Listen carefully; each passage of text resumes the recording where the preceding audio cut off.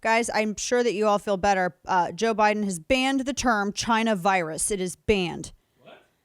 But go ahead and still refer to British and South African coronavirus variants.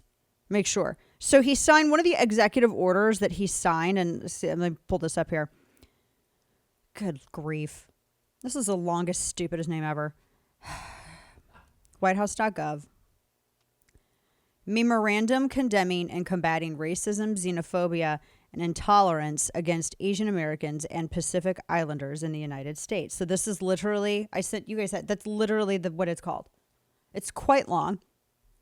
Now, in this, the president has basically, you're not really allowed to say, they can't say China virus anymore, which I think the only person that ever said that was Trump as a middle finger to everybody, because it did originate in Wuhan, which is why I don't, someone has asked me before, why don't you say COVID-19?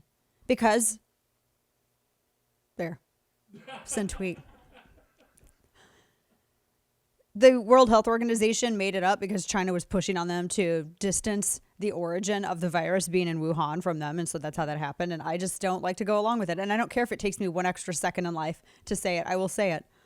So in the order that says the federal government must recognize that it has played a role in furthering these xenophobic sentiments through the actions of political leaders, including references to the COVID-19 pandemic by the geographic location of its origin.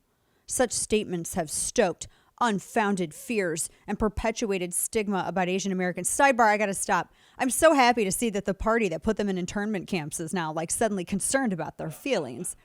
Right, back to the statement. And Pacific Islanders have contributed to increasing rates of bullying, harassment, and hate crimes. Again, now they're, just for all my Asian friends, you guys are now AAPI people. Oh. Yeah. Mm-hmm. Yeah. So just, these actions defied the best practices and guidelines of public health officials and have caused significant harm to AAPI families and communities that must be addressed. But yet it's still the South African variant and the British variant. That's where it originated. No one's going to get gaslit into believing that accurately acknowledging the origin of the virus and the incompetency of the communist regime that allowed for it to flourish, so to speak.